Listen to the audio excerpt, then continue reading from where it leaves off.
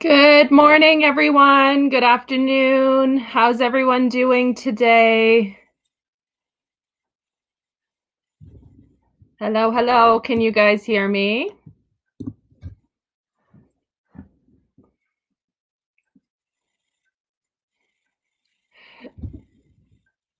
Good morning.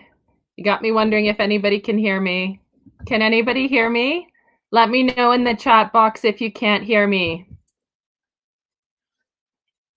Okay, perfect. Thank you, Lauren. You know what that's like. I thought I would sign on early. I've been signing on early for those of you that haven't been here before, signing on early, just kind of seeing what's going on. I thought we would chat a little bit this morning about in-service topics, staff training topics. I've been asked to put together a list on a blog post of different things that would be beneficial for people to train their staff on during this shutdown. And somebody is calling me. So if you are calling me about the webinar, I'm not going to be able to take this call.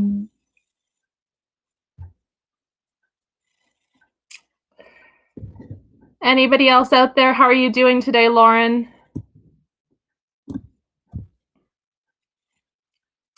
If you're new here, let us know where you're from, your city, your facility. If this is your first webinar, welcome. We usually spend the first half hour just chatting, seeing what's new, answering questions, problem solving.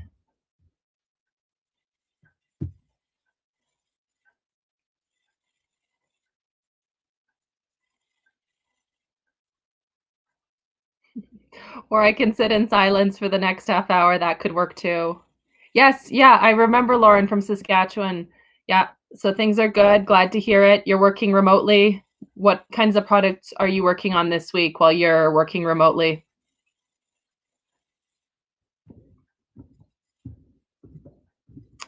Just looking to see who we've got in the room. If you're new here today, let us know your city. I see a couple of names I recognize. I don't recognize everyone, so let us know where you're from, city or state. Let us know what you're working on. We'll wait, I guess, till we have a few more people. I wanted to get some in-service topics going. Kelly's here from Plano, Texas. Welcome, Kelly. A lot warmer for you down in Texas than it is up here in Canada, probably. I think we're going to be 50 degrees today Fahrenheit, which is going to be lovely, but not 80s or 90s, as I'm sure you've got down in Texas right now. Oakland, Maryland. Hello, Angela. You've been here every day, which is great. And I was just thinking, as you said that, I should look and see where the things are from Maryland. 72 in Texas. I would take that. I am in a long sleeve shirt.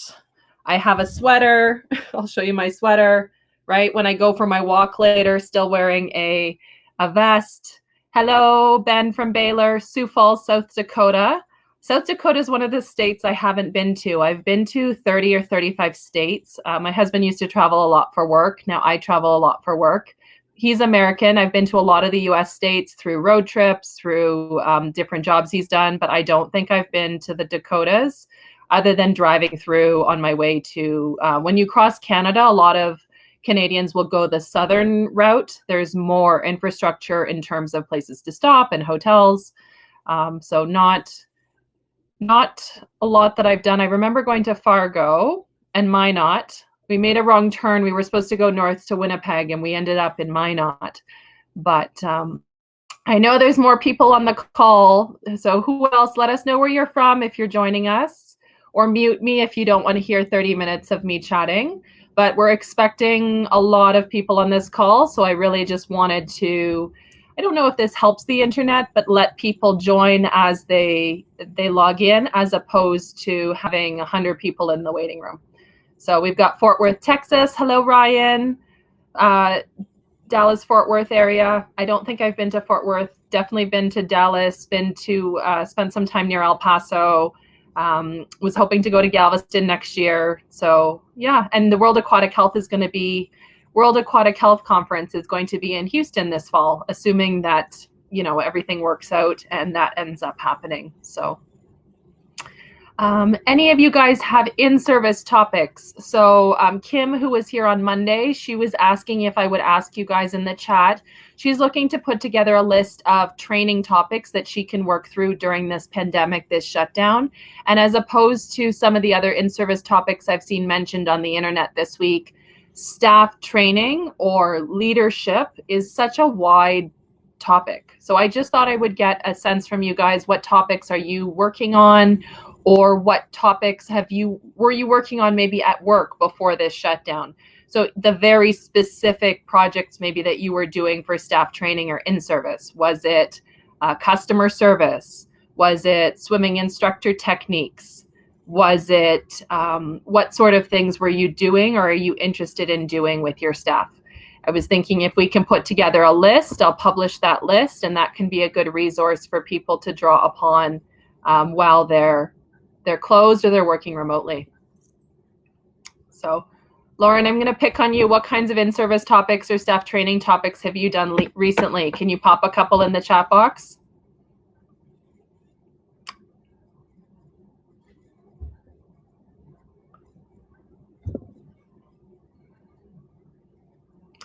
Oh, I was asking, sorry, maybe my question wasn't clear. So what sort of staff training topics, if you were doing an in-service or a staff training session, like 2 hours, 1 hour, what sort of topics were your staff needing help with before the pandemic that you might still address during the pandemic with either a group chat or a group call or an email?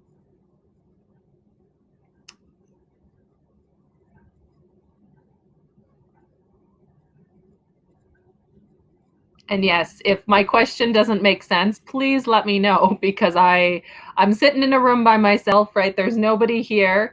If it doesn't make sense, it's not you guys, it's me, right? As an instructor, if I don't ask a good question, I can't expect good answers, right? So anybody has any ideas for staff training, we thought we would put it together as a list. It doesn't have to be pie in the sky. What is an amazing new idea I want to do? What were you guys actually working on?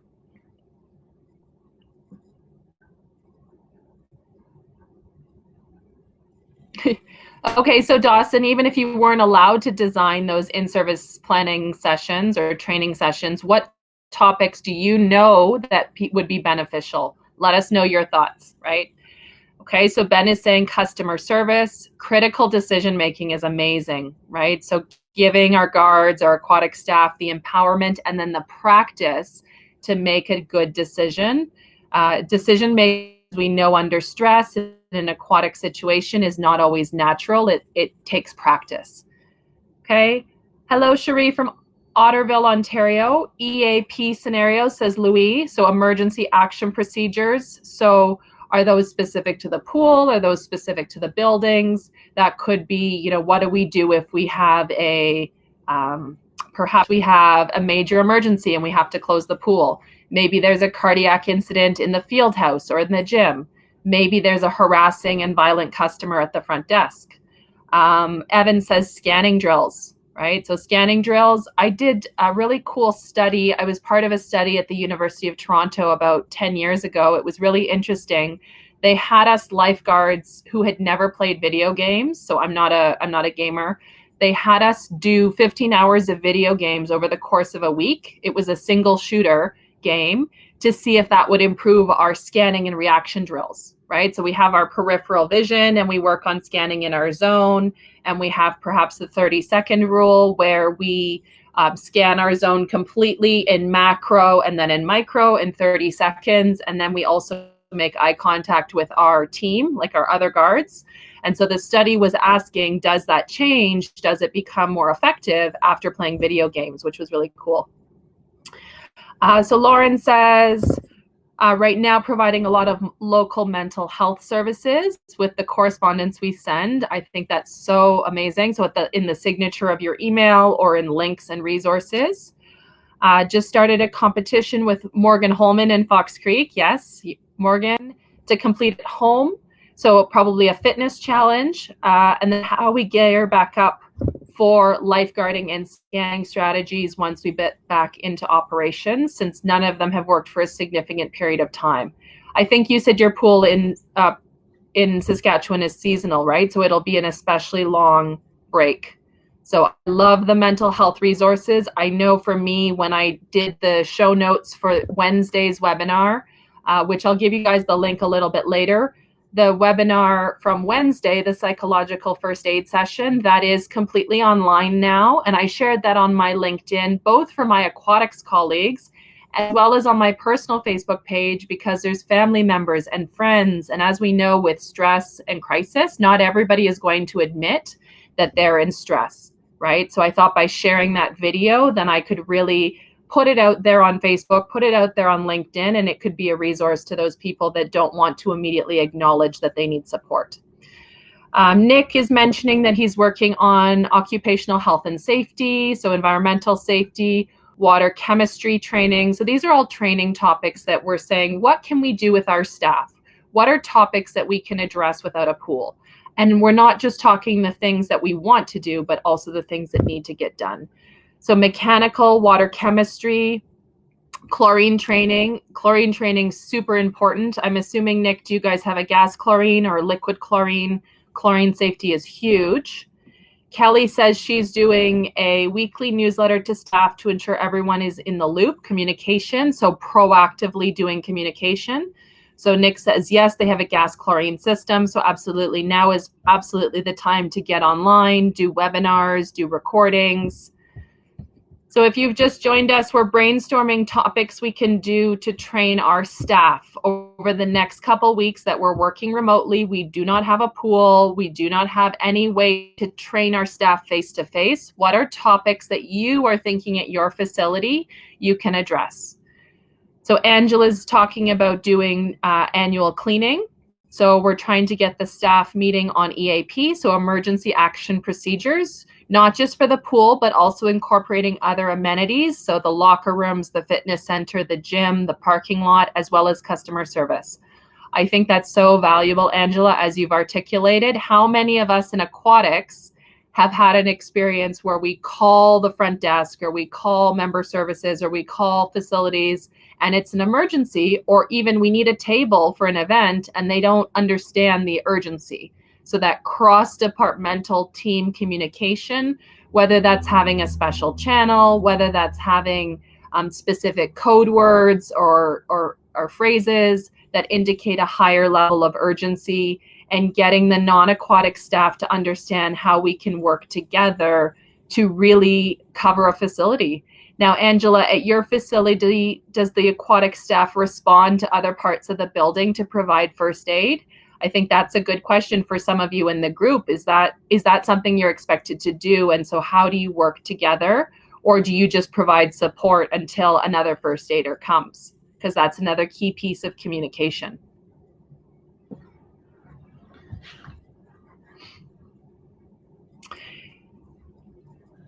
If you're just joining us, pop your name or your location in the chat box.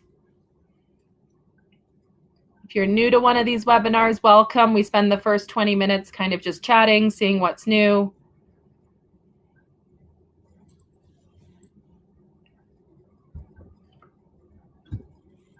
Hi, Marcy. You made it this time. I think you were here on Wednesday too. I don't know if you were. Arlington, Virginia. Hello, Evan. We've been corresponding a bit. I got your message about that other group, so that's great. I'll mention it during the announcements later, some other things that are going on.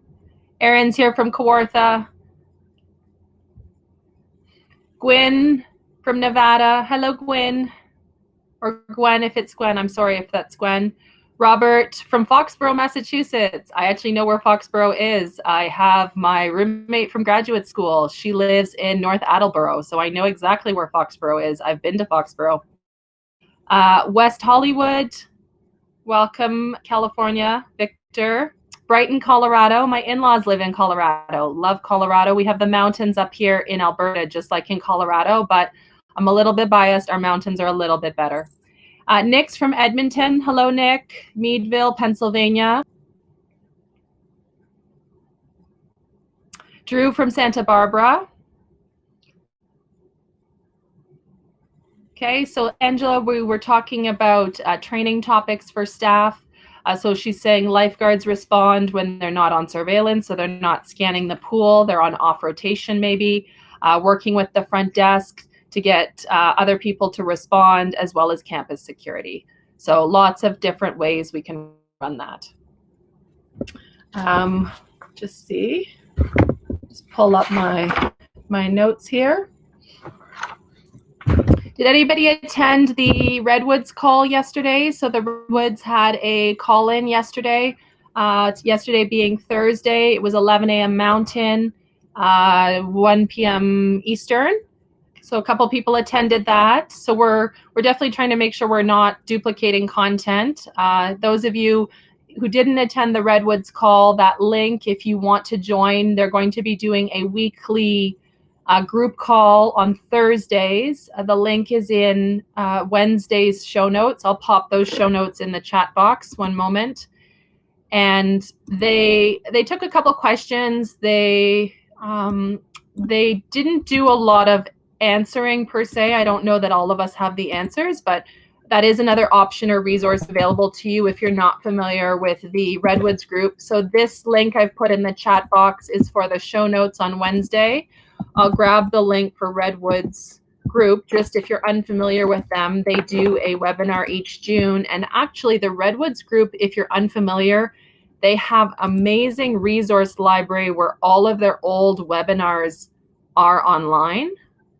So I'm just going to grab the first Redwoods link I can give you because I'm doing this in live time.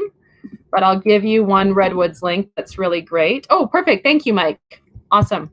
And then this is the one I refer to often because this one has all of the recorded webinars and all of they have quite a few videos on Vimeo. They have some good resources. So that will be every Thursday. It is a short call. It's about 45 minutes. They are aiming to keep it under an hour. A bit of a different model than the webinars we are doing because they had, I think, 500 people on that call and only 6 or 7 were able to talk. So a little bit different. Did anybody attend Aquatics Tribe? So Alive Solutions, they also had a session yesterday at 11 a.m. for me in Mountain, which would be 1 p.m. Eastern, their crisis connection. So that's another option. So Ashley Wolf and Natalie Livingston from Alive Solutions Incorporated, which most of you will know from Facebook and Instagram as Aquatics Tribe. They're the ones that put out the really great graphics, inspirational graphics, different team activities. They are running every Thursday as well, a recorded session. It's not live, and Ashley is a licensed counselor. So she spent a lot of time yesterday talking about mental health and wellness and making the most out of Plan B. There was a couple of really great resources that they shared. One I'm going to put in the chat box that will also be on Lakeview, my company. We do a weekly email, and so I will be including one of these links in that because it was really, really amazing. They had the, what was it called? Scary Times Manual. Give me one moment. I'll give you the Scary Times Manual, and it was so good. I loved it. It's a free PDF. You don't have to register. I'm going to send you the link right now. And I thought it was so short, so sweet way to stay connected and to stay positive. So I've opened this up and actually shared it with my local business group. Well, there have been a lot of business owners struggling mentally with the stress, financial uncertainty, looking down the road at bankruptcy. And so I love this success manual. You can open it as a flip book or a PDF. And it just talks about, you know, what can we focus on? What can we do? Staying positive in this type of stress. So yeah, those were 2 great resources yesterday. If you want to join Aquatic Tribe's Crisis Connection, that is a recorded video you have access to if you join their website. So their website is going to be Alive Solutions. I'll pop that into the chat. And you can have access to that webinar at any point if you join their, you join it as a class, but it's free. So let me pop that in the chat as well. Okay, so Alive Solutions, as I said, better known on Facebook and Instagram as Aquatics Tribe. Most of you will have recognized that from their Facebook group, their page. Yeah, so those were some really great resources yesterday I wanted to make sure that I shared with you. So we'll see today, lots of people registered for this session. Hi, Cheryl. I'm starting to see names I recognize. Hello, Renee. I see lots of names that I recognize. So what we'll do the same format today that we've been doing the last couple days. If you guys want to pop where you're from in the chat, let us know how your day is going. Brent will be starting shortly after 11, so we've still got about 15 minutes. We'll start on time regardless of who's here. Tim is here. Hello, Tim. So lots of different people on today. We'll be also doing a poll this morning just to see, to give Brent an idea how many people we have in the room that are operators. Not necessarily, we're not restricting it. We just want to see how many people have operator experience, and then how many people are maybe really concerned that their operator was laid off, their operator was furloughed, their maintenance team was furloughed. There was a gentleman on the Redwoods call yesterday from Rhode Island who was saying that the entire organization was laid off except for 3 people. And the 3 people that they did not lay off were all managers and directors. And while I understand not laying off the managers and directors, this aquatics director was saying that he now has to answer the phone for members. So sometimes management, and as we know, our community services departments, they make these decisions to cut costs, but without foresight of, well, what happens when you reopen and 1,000 members have been trying to call and only the aquatics manager has been able to take their calls or address Facebook concerns, right? So it was an interesting question that I brought to Brent that he's going to address today. If you are not the pool operator at your facility, if you are not the mechanical person at your pool, that may be a challenge that we need to anticipate in today's session. If you are hands off usually with the ops, that is something we need to plan for, whether we are going to be able to do it ourselves with some online training, or whether we are going to really have to phase that bringing that person back into our startup. So we've got Tim here from Rochester, New York, Cheryl from Saskatchewan. I see Maxine from Medicine Hat. I see Elsie from Medicine Hat. Jessica's here from Texas.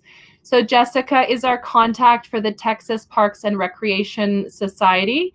If you are a Texas Parks and Recreation Society member, you are eligible for CEUs, up to 5 for free for taking these webinars. You can contact Jess, education@traps.org, or she'll put the link in the chat where you'll be able to go and get access to the learning assessment tool. If you are not in the state of Texas, you are welcome to purchase a membership and also get access to those CEUs. I would encourage you to consider doing that. It's a very affordable membership, or you can pay per webinar per CEU. So as always, these webinars will be free. There's no charge, there's no hidden cost. Some organizations may charge for the CEUs. If your organization would like to get involved with providing CEUs for these webinars, because they are loaded on YouTube, I do have all of the learning objectives and outcomes done as a result of Jessica's hard work on this. Please reach out to me. I'll pop my email in the chat. We can connect. We can set up CEUs for your organization, whether it's a Parks and Rec association, whether it's an aquatic association. I'm happy to work with you so that you can get ahead, get your members ahead during this time of stress. Okay. So we've got lots of people typing. Sorry, I'm going to scroll. We've got Nelson, BC. Jessica's provided the link for CEUs through the Texas Recreation and Parks Society if you are interested. We've got Wet St. John's. Hello, Christopher. Did you get more snow? Hopefully no snow. I'm going to pop my email into the chat box as well.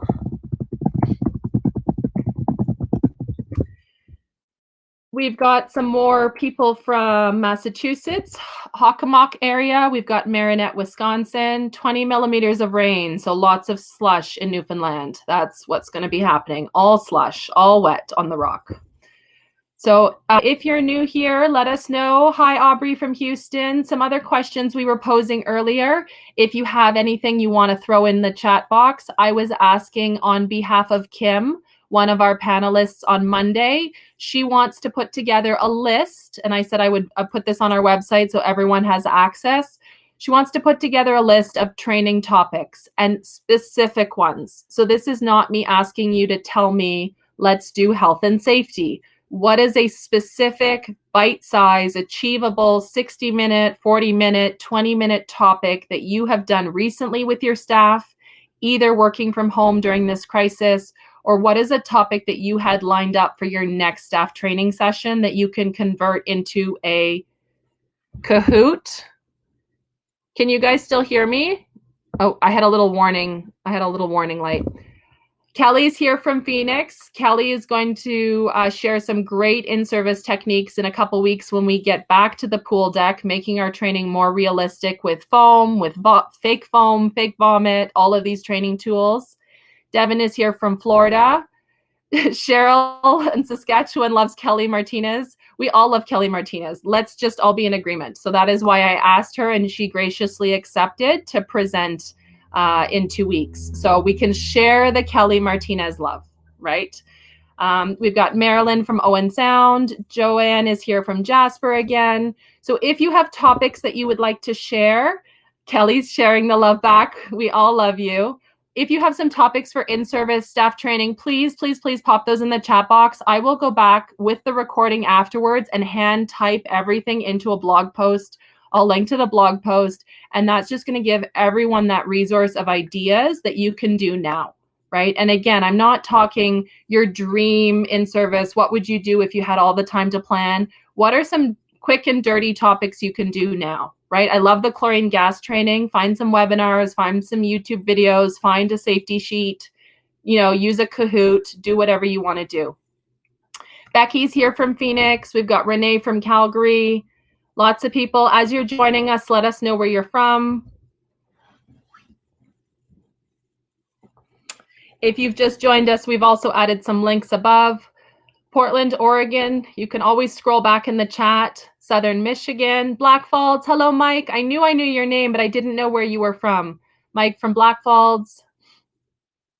Lots of people typing. Shandy's here. Shandy. Salem, Massachusetts. I actually went to Salem, 2008. We were supposed to go to St. Kitts. There was a hurricane. My flight was canceled mid-air. So we did a reroute. We landed in Boston. My girlfriend and I said, well, what are we going to do instead of going to St. Kitts? And we did a New England leaf peeping, and we went to Salem, Massachusetts a couple days before Halloween. Saw the House of Seven Gables. It was awesome. I recommend a trip to Salem if you ever have time. What else have we got? We've got Plano here. My window. I've got to move my window. Megan from Indianapolis. Oh, you just saw Kelly a few weeks ago in Texas. Canmore is here. We've got South Lake YMCA in Crown Point, Indiana. Welcome, Dean and Barbara. We've got Gerald from Tallahassee, was just in Florida last year.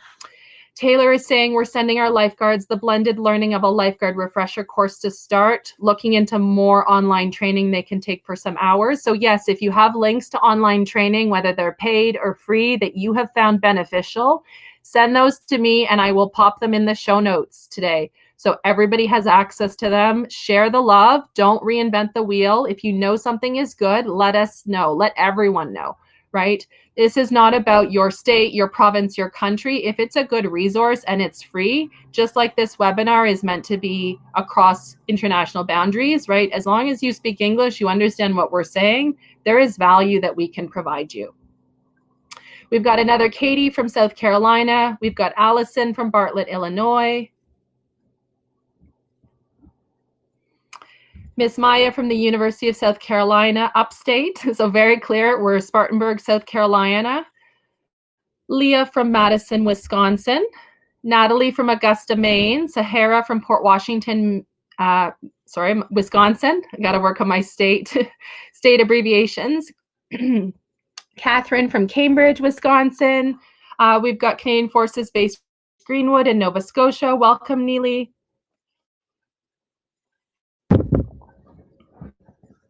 So right now we're sourcing where you're from, as well as in-service topics or training links. We're going to chat for a few more minutes, but we want to collect as much information as possible. I will hand bomb it into the show notes later today. Rachel from Redding, California, Andrew from Omaha, Granny K from Indiana, Anastasia from Pennsylvania. Ben Zimmerman is here from Toronto. Ben will be talking in a couple weeks about the gig economy. So Ben's starting his own affiliate off the pool deck. How can you guys, as leadership instructors who teach lifeguarding courses, first aid courses, babysitting courses, any courses that you can teach, how can you do that outside of your day job?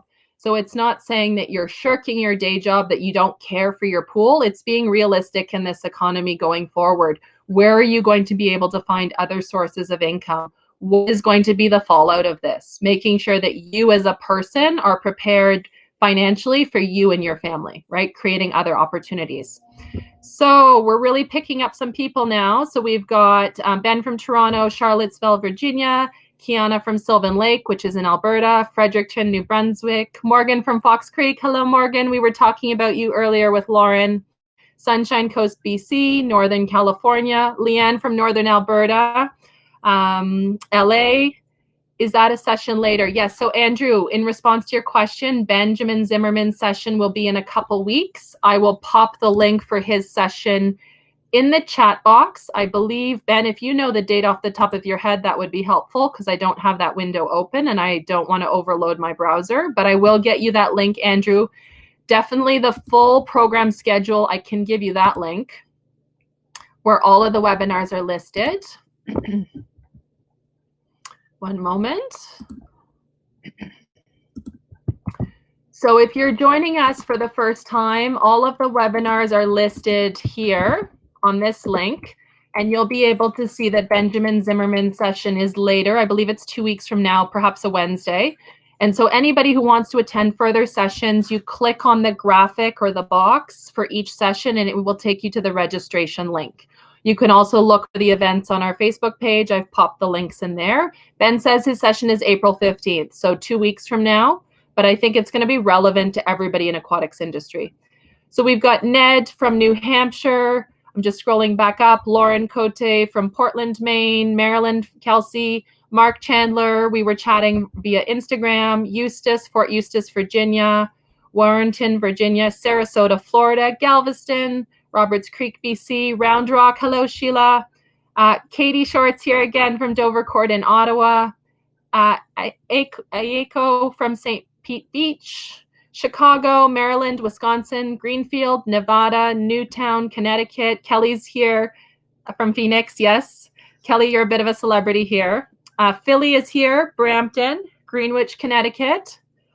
Welcome, everyone. We've got a really, really large group today. Hello, Naomi. Naomi's from Fort Saskatchewan. That's a pool, harbor pool I worked at for a number of years outside of Edmonton. Renee is also here, Naomi. I don't know if you saw that. Renee is here from the U of C now. Kate from Dublin, South Barrington, so Chicago, Illinois, Portland. Got a huge representation, you guys. There's your neighbor is here. This is a great networking opportunity. So if you see somebody you want to connect with, you know, send a chat, or I guess you're not going to put your phone number in the chat box. I'll see if I can figure out a way we can get people connected. Saskatoon, Allentown, Texas, Jackson, Michigan. Slow is here from California. More Sunshine Coast.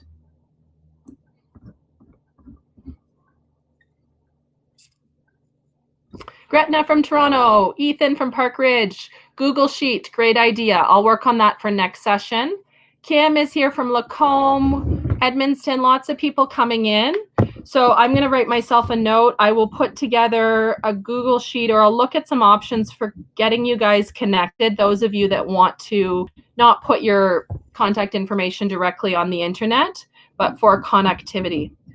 One Google Sheet I do want to put into the chat box as we're not going to start right this moment. We're going to start in a few minutes, give people a chance to recognize, oh, geez, it's almost the hour changing. I don't know about you guys, but this morning I woke up and just time was moving much faster than I was. So one of the things I do want to put in the chat box is a Google form that I have for a subcommittee that I am organizing.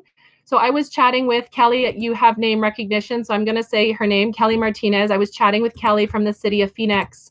And one of the things that I think people are perhaps not really thinking ahead to, because we're still partially in crisis from our closures last week in the United States, and I'm speaking broadly, but where I am in Canada, this week was pretty normal because last week was our crisis week. This past week has been relatively easy. I have a new normal. I have a new routine.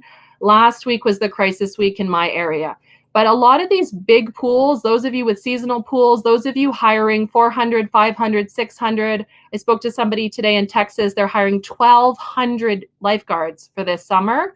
What does that look like if in 3 weeks or 2 weeks your governor says, okay, it's over, go back to work, and then your boss, your administration, your mayor, they want to look good and they say, okay, guys, pool's going to be free this summer. You guys can come out starting Monday, and aquatics staff are going, what do? We don't have gloves, we don't have guards, we don't have chlorine, we don't have water. What does that look like? So I've put together a Google form. I'm going to pop that in the chat. If you would like to join this subcommittee trying to plan ahead for those large scale facilities, so those of you that are recruiting more than 100 people, I'll put together a small group or a committee or several small groups, and we will get you guys connected and see what can be done to start preparing for that.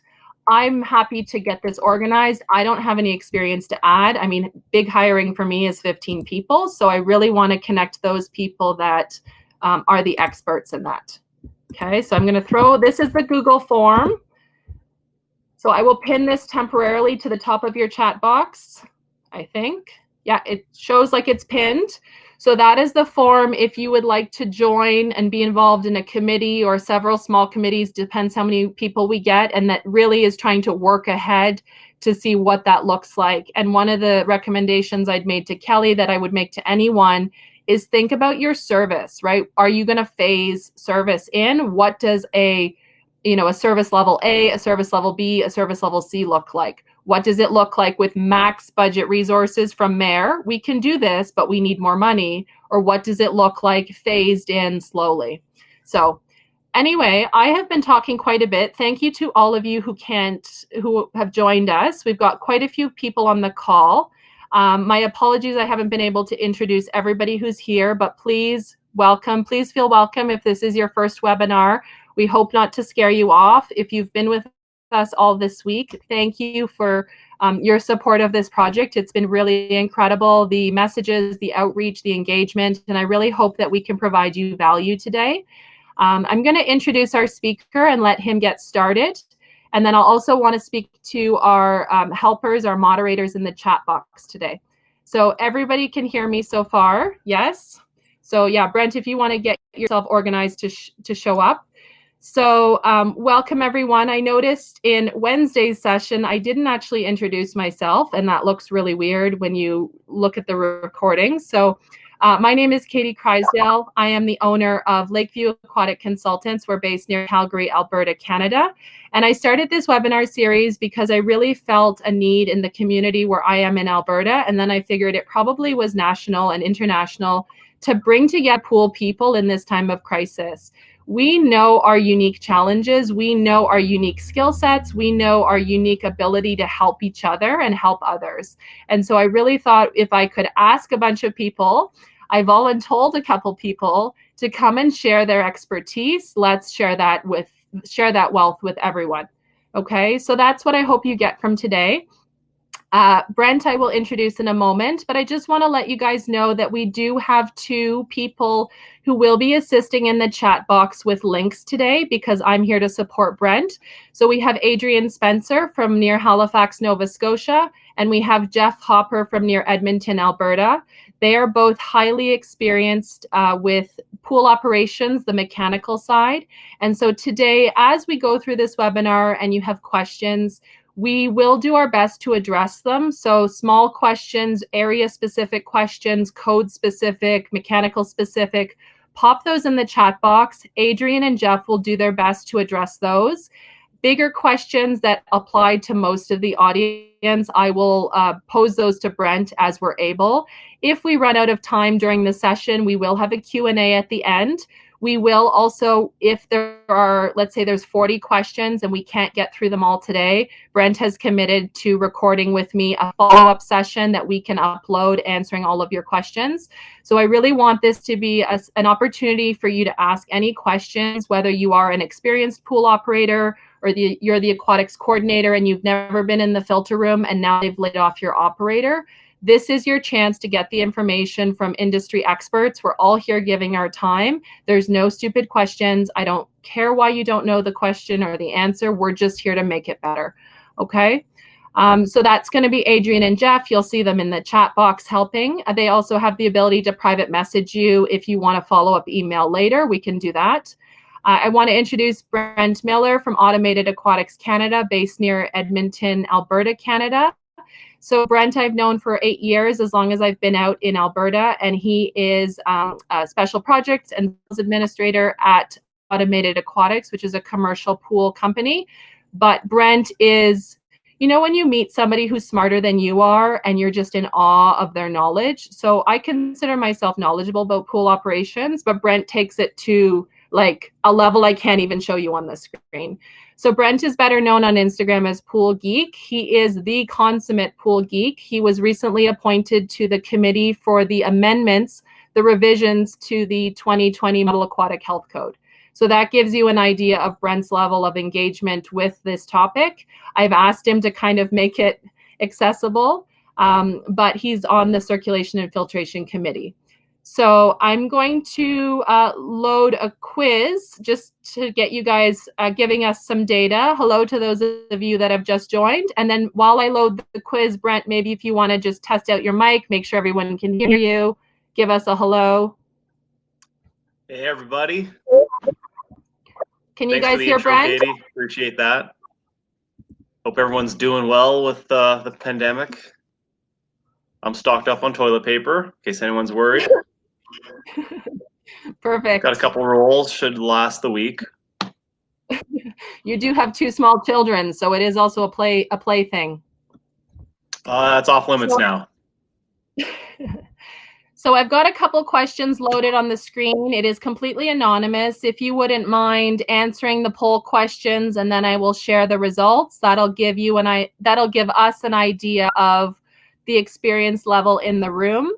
I also want to briefly mention that this session, I very much told Brent I wanted it geared towards everyone. So my background is that I am an experienced and certified pool operator. I'm also a CPO instructor with something called the Pool and Hot Tub Alliance, formerly the National Swimming Pool Foundation.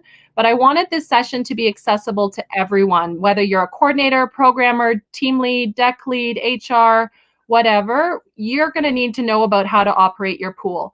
And so one of the things I also want to briefly mention while we're quickly finishing up this poll is that pool operator training is a vital part of understanding your facility. If you have the opportunity over the next couple weeks, the Pool and Hot Tub Alliance has made a temporary, we don't know for how long, but a temporary authorization to permit a certified pool operator training remotely, entirely online. So typically when we do this, it is in a classroom setting, but CPO is available online temporarily. If that's something that you're interested in doing, I will pop a link into the chat box. Tim is here, Tim from the Aquatic Council. He's going to be doing classes in the next couple weeks. Yeah, I can definitely post a link for the online CPO course. I see there's interest already in the chat box. So we'll pop the link into there. It is one specific person, Tim, is providing it. There are other instructors who will provide it, but I can definitely recommend Tim. He and I have worked together before, and I might make a cameo. No promises, but I might make a cameo. So let me share the results of the vote, and then Brent, it's all you to talk about the results and what you think. All right, thanks for setting that up, Katie. All right. That's a lot of people watching, over 200. A lot of pools closed. You guys are quick on the poll here. Most pools are still in circulation. I wasn't really sure what to expect. We got a pretty broad audience, people from all over Canada, U.S., and 57% of pools are circulating. Okay. Sorry, you keep going, Brent. I was interrupting. And in terms of layoffs, that's got major operational implications. The people who shut the pools down aren't going to be around to check on things and potentially not be there to start up, but hopefully that's not the case. These are things that are going to be part of your planning to be successful at startup. Operational confidence here, pretty even split. We got people who have good understanding and some that aren't, but that's all things that can be learned. Complete pool startups with the regular shutdowns. Yeah, some have, some haven't, but as we'll discuss today, there's going to be some things that are the same, and there's special considerations for if you're used to doing a normal startup, what's different this round. So that's really good feedback to have. I do have a PowerPoint, so we'll get going with a screen share here. And so you guys know that we will have access to the PowerPoint and the handouts. They will be on the show notes later. So I will pop the show notes in a little bit later when the chat box is less busy. But those of you asking about the accreditation for the CPO, Pool and Hot Tub Alliance is accredited in 104 countries, most US states, all Canadian provinces. So this will meet the code for places like Alberta, Ontario, etc. It's just a temporary authorization for the online delivery during the pandemic. It's not going online forever. You will be in a classroom again with us in the future. All right, how does that look? Does everyone see a full screen PowerPoint? I'm good, Brent. Awesome.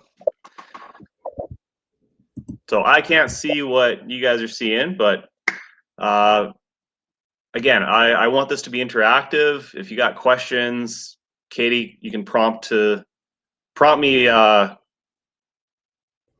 stop because I can't see the actual visual right now. So if you flash a poll up on the screen, I'm not going to see it. But yeah, talk me through any questions and welcome. I'm pumped. This is a great opportunity to geek out with fellow pool people. So I'm Brent, and Katie introduced me and hit the high notes. Work for a company that does swimming pool supplies and service. Spent a lot of time on an order desk doing tech support.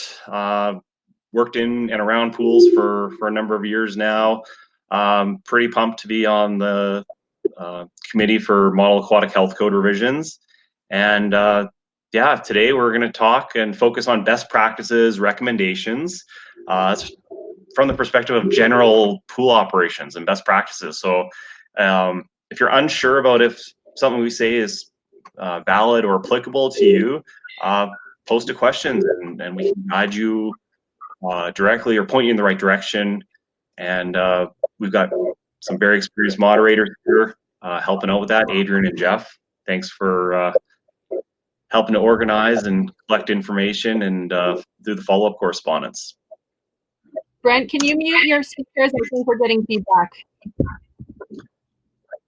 I can do that. Thank you.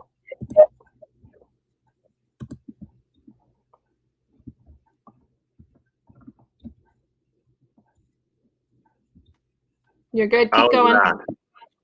Yeah, good. Good. All right, so where are we at? This hit us fast, and even over the course of the last week, talking to Katie about this presentation, it's been evolving. We're just in limbo right now, and different regions have been affected differently. In some places, social distancing restrictions were were implemented by government. Pool closures, in some places it's mandatory that you're closed. Others, it's depending on the type of pool you have, it's up to the owner. Seen differences between a full-on public pool and semi-public, semi-commercial pools like condos and hotels. In any event, where there doesn't seem to be any worry about the pools being a specific source of COVID spreading, but it's just the fact that people congregate and it's a place where they can be transmitted. All we can do right now is do what we can with what we have. We don't know what the startup conditions are going to be like. So in regions where there is a progression of social distancing and restrictions, it would make sense that there's going to be almost a reversal. So maybe they'll allow small gatherings and set restrictions on that before going fully back to normal. Public confidence, I'm thinking that's going to be a variable. So just because life goes back to normal, are people going to be hesitant to go to places like rec centers where there's large congregations of people and still a threat of a contagious illness?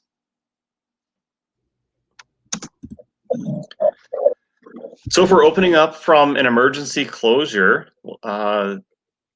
there's some differences to be aware of. Pool startups and shutdowns are fairly routine, and sometimes those can be ambitious projects even when everything is controlled. So we've got some other variables that definitely affect us here, right? Limited planning, standard procedures maybe not being followed or having to be modified on the fly, other immediate priorities, staff shortages. There's a lot of other spontaneous shutdown projects going on in bigger rec centers. Buildings shut down, so different parts of the building operation are focused on different things. And political pressure. What's the community's expectations? What's been promised to them versus what's realistic?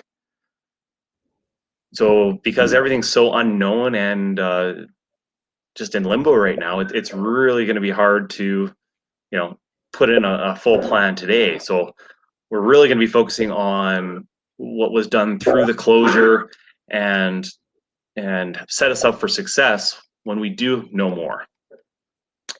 One of the things that touched on in the poll is staff layoffs. So the people who shut the system down, are they going to be back to start it up again? That's going to have pretty big implications for starting up and into an operation that can run at normal capacity again.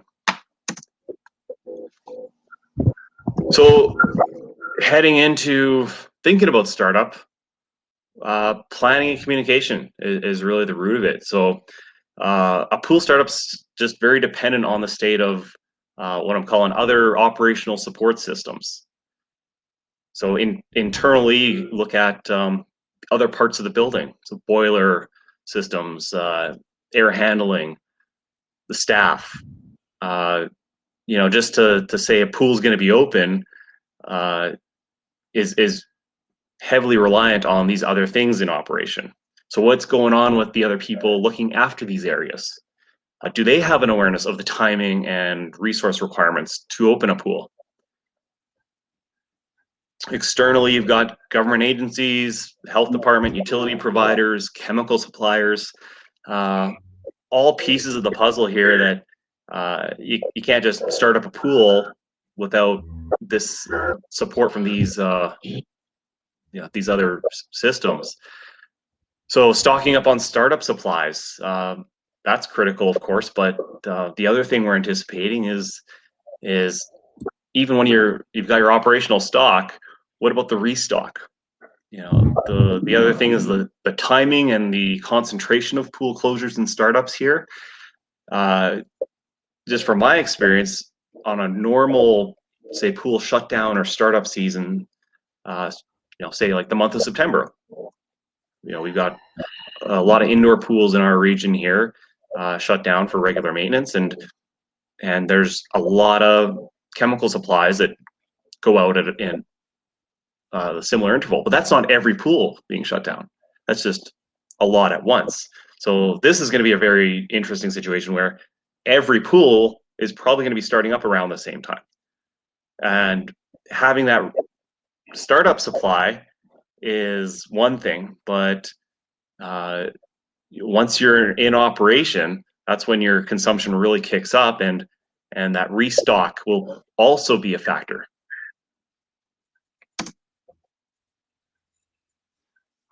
So coordinating with neighboring facilities, whether they're in or a surrounding municipality, that's going to affect things. If you're under some pressure to open and other facilities are going to do a longer shutdown, that puts more pressure on you. So those are good discussions to have, so everyone's on the same page. Are you going to be ready to handle your normal opening demand, in addition to extra demand if there's other facilities closed or openings are being staged? A shutdown log. So if it hasn't been done, start looking back and talking to people. Get that information that's vital for starting up again. Did the appropriate personnel, if they weren't there for a sudden shutdown, were they there at least to review what was done by others? Planning for a debrief. Again, we don't even know when we're opening and how that's going to look, but at the end of this, it's a really good opportunity to look at what was done and ways to improve or optimize it. A lot of facilities probably didn't have a standard procedure for this type of emergency closure. And just, I guess, the condensed speed everything got closed down, there's just more opportunities that staff might not have gone through and used the existing procedures, or maybe there were staff with less experience around. Little things that have big consequences, right? Did staff get overeager closing too many valves in the system, and someone else is starting it up? Do they know everything that's closed that needs to be opened? Just from experience, unfortunately, there's the odd news article once or twice a year talking about accidents that happen in the mechanical room. Bad things happen from these honest mistakes. So I really like sharing this one, and this just seemed like a good excuse. The American Chemistry Council has a really good YouTube video talking about chemical injection accidents. So you can check out their video. But a simple situation where, say, a chemical sample line on a chemical control system, maybe it has a faulty or a bypassed flow switch, and a return line valve's closed. When you go to start things up, you can have a very dangerous mixing incident, resulting in a chlorine gas buildup in the line that ends up back in the pool basin. So again, that's just an example of simple things being missed or forgotten, communication errors, and it results in pretty significant damage.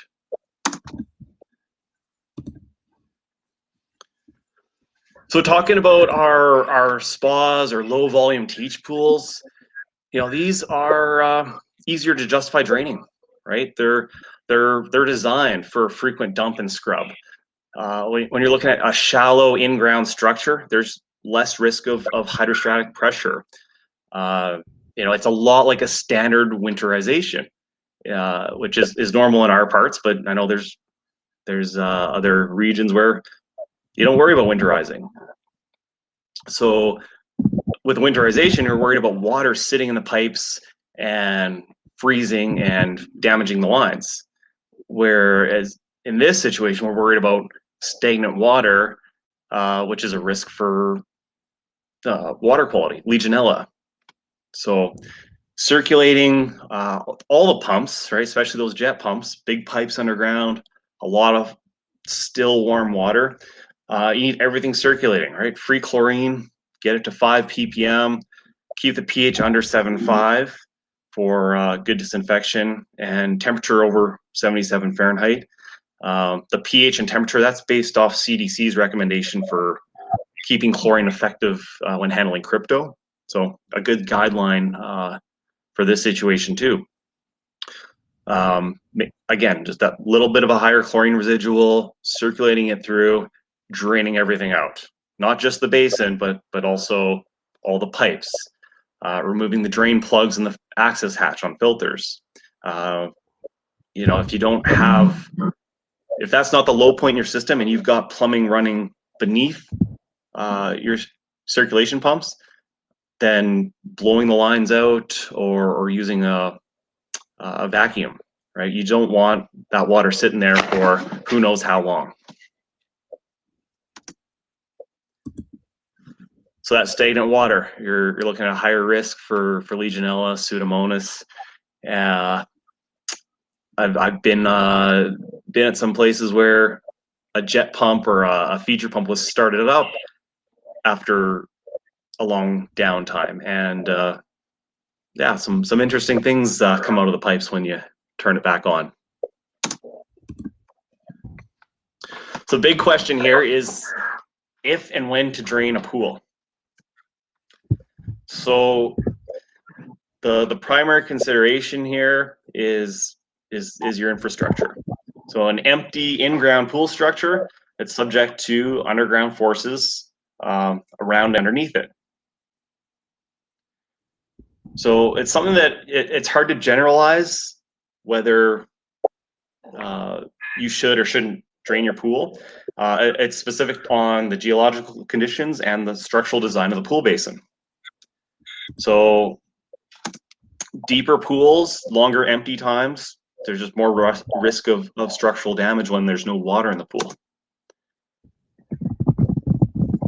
When pools are drained, hydrostatic pressure relief valves should be checked or removed altogether.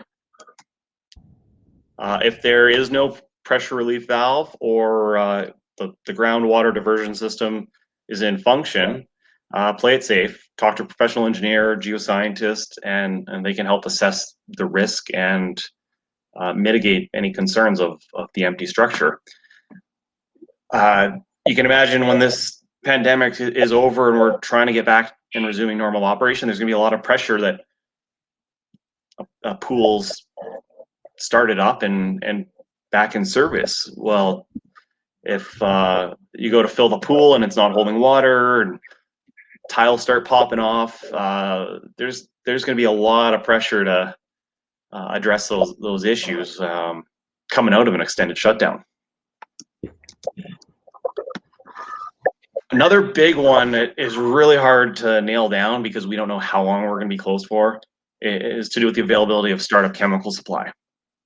So pool startups, there's a high volume of initial chemical use. So chlorine and acid for a lot of pools. If you're saltwater chlorine generation, the initial salt addition to the pool is very high volume. And,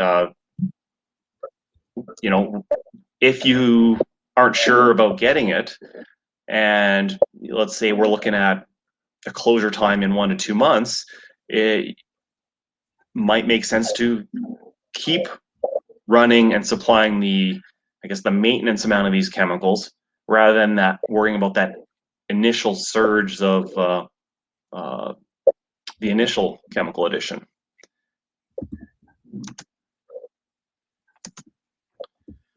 So a pool that is closed, drained down, things that are important: safety barriers, signage, building checks, right? Don't just assume someone knows what to look for.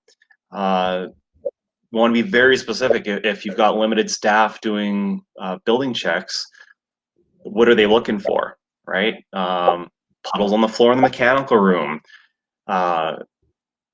You know, if things are in operation, what do the flow and pressure numbers mean? and what's good, what's bad, at what point do they call in someone to help.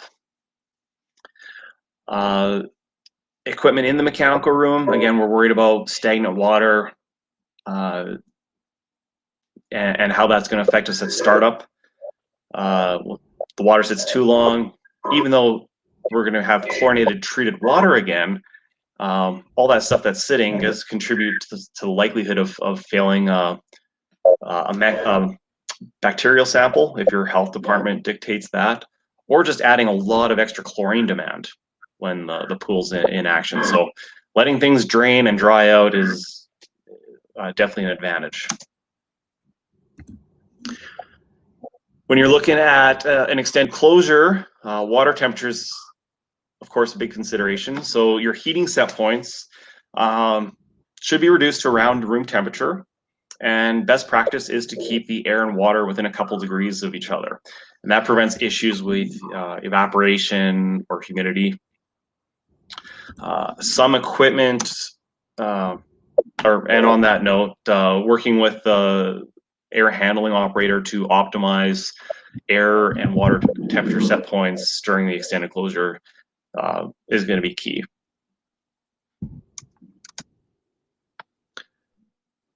Other equipment will have some temperature restrictions too. So if you're treating with a saltwater chlorinator for system performance, it might need a minimum temperature. Direct gas heaters, so that's one where operating continuously below a minimum set point can cause some condensation damage and avoids warranty. Another one I don't have any experience with would be like a heat pump. Again, consult your installer, manufacturer if they've got specific requirements. But with our climate here, we're not doing much with heat pumps. And in terms of running your pool, put together a list here of sustainable operation tips. The goal being balancing operational performance and minimizing the chemical and energy use. So if you haven't already, look at removing as much as you can from the water, right? Persistent chlorine demand, the sooner you get on top of that, the less chlorine you're going to use. So, you know, the nature of pool filter systems is most of them aren't equipped to handle the bulk of the contaminants that contribute to this persistent chlorine demand. So a lot of the material left behind by bathers, the nature of it is it's light, floaty stuff, and there's very poor retention of that material in most filters. So that's where chlorine is not being used optimally, is it's oxidizing and breaking down this stuff that's staying and getting recirculated where the filter can't pick it up. So clarifier coagulant dosing, that helps get you a bit, right? You're allowing your filter to remove a lot of this stuff.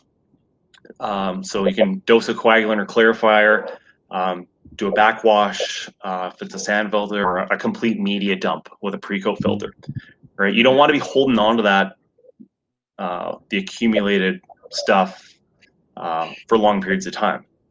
Get it out of the water, and you don't have chlorine reacting with it. Sorry, go ahead, Katie. Can you explain media? I'm just thinking if I don't know what media is. Sorry, run that by me again. Media. Could you explain what media? Yeah, so yeah, filter media is it's the stuff in your filter that's actually pulling stuff out of the water. So in a sand filter, big tank filled with sand, the water goes through, the sand catches the dirt. That's one common type. The other one, you might call it a DE filter.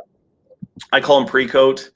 Whether it's an open tank with filter elements or it's an enclosed filter with tubes. Generally, a pre-coat or DE filter has got a much thinner layer of media, and it might be perlite or DE. are a couple of the material options. Yeah, I hope that answers that. Yeah, just to make sure, because not everybody in the room is super pool all the time. Well, that's a good point. Thanks for catching that. But yeah, the media on its own, right? It's some type of granular form, and it basically it's straining the water, and on its own it can't catch everything. So clarifiers or coagulants are commonly used to assist with filtration in that it becomes a better barrier. So, and a clarifier coagulant, it would usually be a liquid that you would add into the pool system. You might dump it in a skimmer or the gutter, or you might have a dosing pump that's always pumping a little bit of that in. And that's best practice in a lot of countries, the UK and most of Europe. This is just always have a little bit of a coagulant dosing. The other thing that's important for reducing that ongoing chlorine demand is the oxidation side of it. So chlorine on its own is a really powerful disinfectant, kills bacteria and viruses, but it does oxidize the non-living contaminants in the water. Non-chlorine oxidizers are a cleaner way of handling the oxidation, where when chlorine is being relied on too much, that results in disinfection byproducts and things in the water and the air that can be irritating to bathers and staff. A common non-chlorine oxidizer would be something that's oxone based or monopersulfate. So again, even after the bathers are done swimming, you get a dose of that in, and that helps to take that persistent chlorine demand off.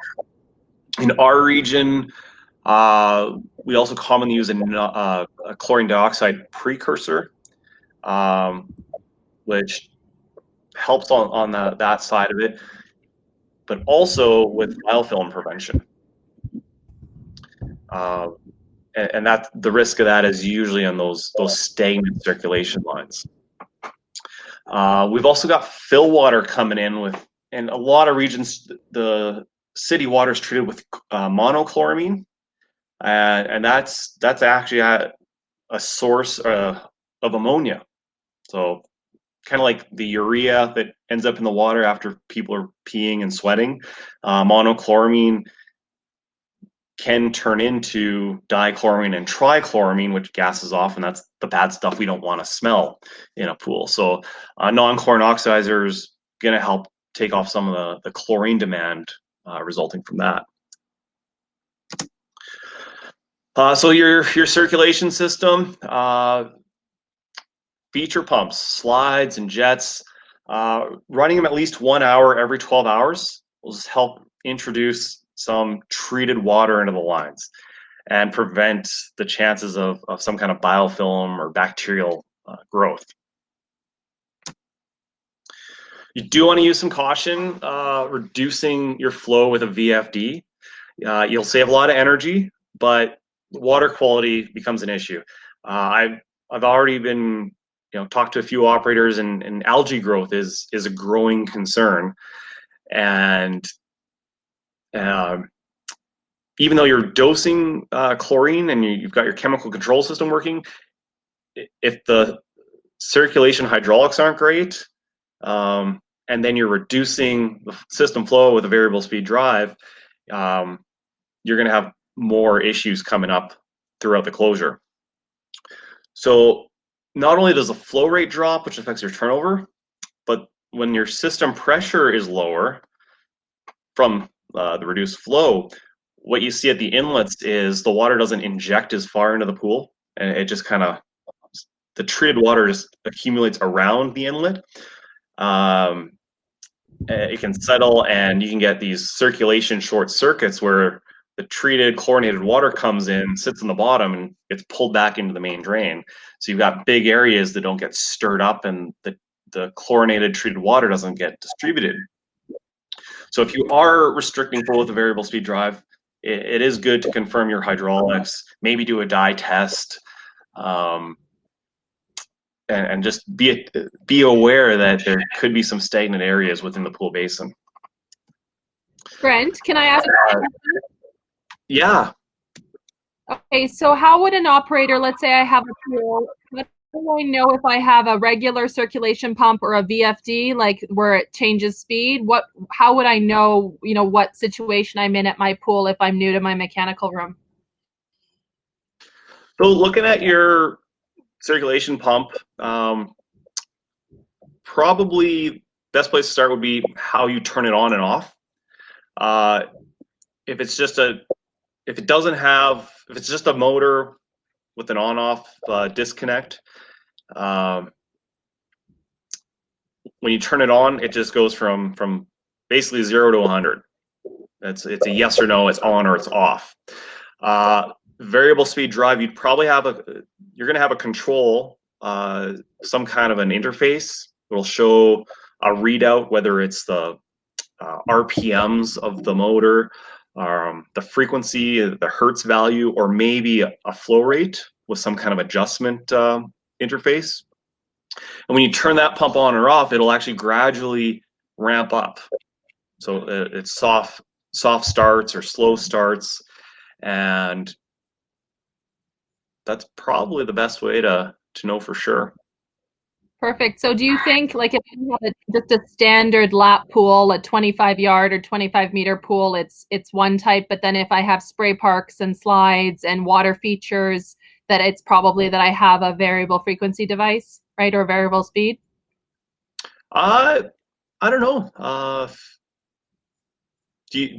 Have you seen any kind of generalization in terms of that? No, I was just thinking I've seen. if I'm tall and I don't know, like I'm new to pools, but let's leave it for that. Let's leave it for now and you keep going. Okay. So the other interesting dynamic with a pool that's in circulation with no bathers is you don't have bathers helping with your circulation. So even if you have poor hydraulics and your water doesn't mix and distribute well, and you've got a lot of these dead spots, say the corners or in the slope of the pool, throw a bunch of bathers in, they stir it up. They help to actually disperse the treated chlorinated water. And we don't have that going on. So that's another reason we're seeing pools might have more algae growth, just because that's a very noticeable symptom of poor hydraulics. So throwing in a robotic pool vacuum actually can help mimic not having swimmers in, stirring up the water and getting some movement. You may want to do that in conjunction with some brushing of known circulation dead spots. So anywhere in the pool where you might have to spot vacuum, going in with a brush and just agitating that. Pools with lots of sunlight, you probably get to know where algae grows in those situations. So even if you don't have visible algae, if you know there's spots or you're prone to it, like proactive brushing makes a big difference. The actual chlorine levels in the pool, depending on the region you're in, you're going to have different requirements for the minimum chlorine level. You can treat water very well with lower amounts of chlorine, especially when bathers aren't in the picture. That's always my running joke is if you want your pool to be maintained with really good water quality and low chlorine, just don't let any bathers in. So that was a great opportunity to have excellent water quality. In terms of how much chlorine you should have, part of it's going to come down to your hydraulics. If your water isn't mixing well within the basin, you've got lots of dead spots, you're going to need a little higher chlorine level to offset the fact that it's not all getting spread throughout the pool. If you've got good hydraulics, 0.5 free chlorine is plenty to sanitize the water. And that's something you have to probably talk to an operator or someone who's involved with the shutdown in terms of how you would reduce the set point. in your system. There's a lot of different chemical control systems out there. A lot of them are based off an ORP measurement, which isn't a direct chlorine reading, but you might have a controller with a chlorine sensor, in which case it's a little easier just to set a chlorine value, and then it'll maintain that. But it's not always that simple. An ORP controller, you have to chase around a set point to get the right chlorine level. In terms of the pH, so under 7.5 is necessary for chlorine to be effective. I've just been recommending you run at your usual set point, because that's good for your saturation index. But you can reduce the feed rate of an acid feeder. So hydrochloric acid pump, you don't need it to feed into the pool as fast, and that helps with your minimizing the impact on the alkalinity. In terms of alkalinity and hardness, again, just keeping a neutral saturation index. With the lower water temperature and less chlorine demand, you're automatically going to see savings on chemical use when it comes to pH and alkalinity. So you don't, I wouldn't say you have to offset or have some different tolerance for pH or alkalinity during an extended closure. Turning off UV and ozone, that'll reduce chlorine demand. Continuing to backwash sand filters every couple weeks, even if the pressure isn't changing. So normally in a busy pool, as your filter gets dirty, the pressure going into the filter increases as a function of the filters starting to plug up with dirt and all the fun stuff.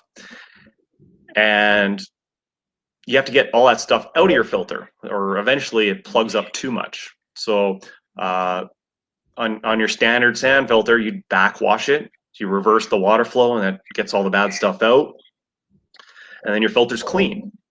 The backwash is really helpful because in a depth type filter, the media actually compacts over time, and it can become, it can solidify and be more resistant to the flow of water. So the backwash is good to help stir up and agitate the sand, and that helps to keep the life of the sand or to give it a good lifespan. If you don't backwash often enough, or your backwash is too slow, the sand isn't going to last as long. And what you'll see is, even after a backwash, the pressure won't come down, and you'll get lower flow rates over time.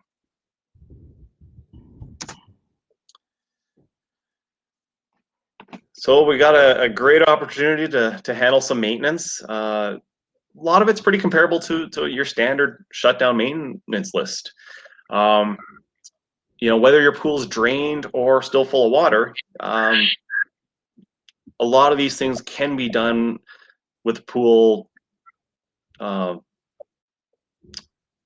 in circulation, or just temporarily shut down to do a few small tasks. So filter tanks, degreasing, biofilm treatment, with or without media in them. The filter tanks themselves become heavily contaminated. So the walls and the under drain assembly, even if you suck the sand out of a filter, or you completely dump your DE filter tank, the filter tank itself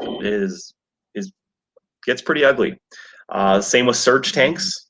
So on a pool with gutters for the overflow instead of skimmers, you're going to have a surge tank somewhere, or just deep enough gutters, where that's going to account for the water that gets displaced when the pool gets packed with bathers. So that surge tank collects a lot of the nasty stuff, and needs to be cleaned eventually.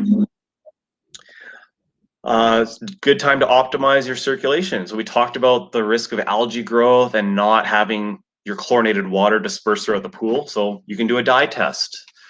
You can assess anti-entrapment compliance.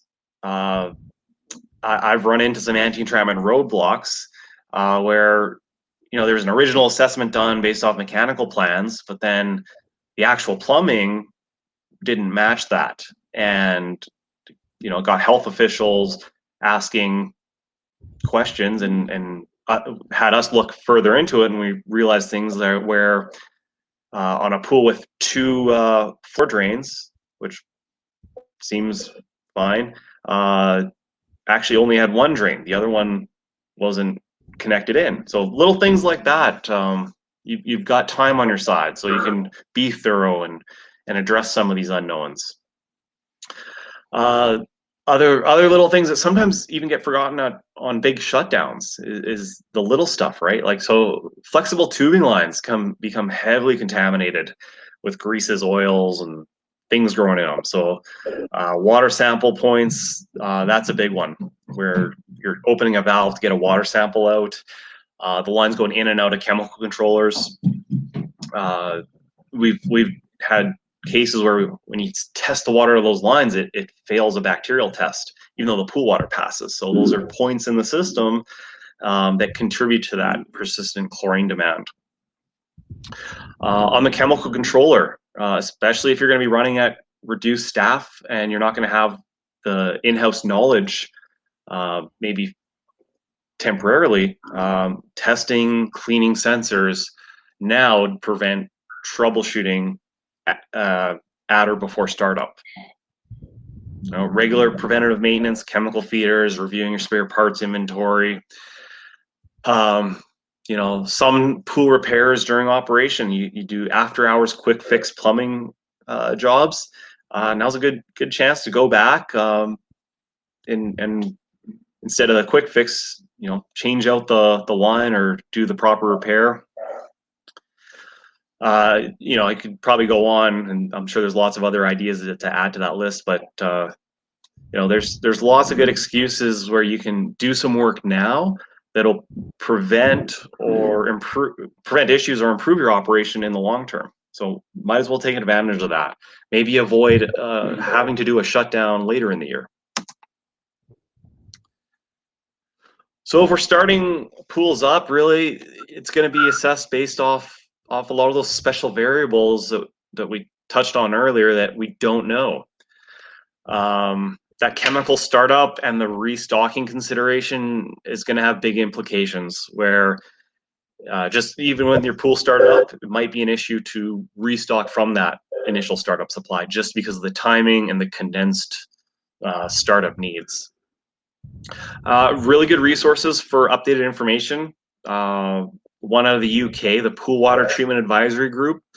They're pretty on top of posting pool-related COVID pandemic notes. And then, of course, there's the CDC, Center for Disease Control in the United States. They've got a water transmission fact page, so there's another good link to have. Outside of the pools, there's also overall building water quality. So large facilities have these long runs of domestic water lines that sat unexpectedly stagnant. So the thing to ask here is, was there recent plumbing work completed and without usage or flushing afterwards? And does your building have a risk management standard that it adheres to? So there's a standard 188 for legionellosis prevention, and that's starting to get some awareness, but it's not just your pools and your hot tubs where things can grow. There's a risk in the building water line where the water hasn't been moving and there's been sections of pipe offline or plumbing repairs done and it wasn't flushed or used after. So we'll head into some Q&A, but thanks for hosting and putting this together, Katie, and Adrian and Jeff. I'm sure you guys kept busy. Yeah. Questions or feedback, our contact info, so you know where to find us. Brent, can you mute your mic?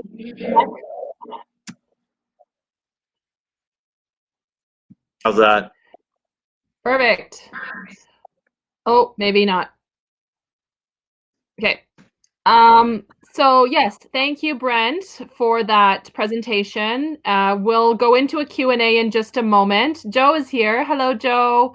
I'd like to just do some brief announcements because there will be some people that will have to leave time issues because the recording will be made available.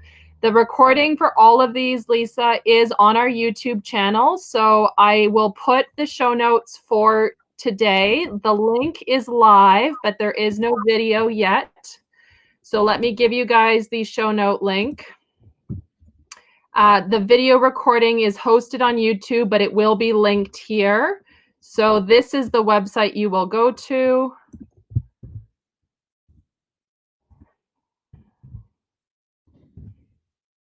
Sorry, that's the wrong, that's not the right one.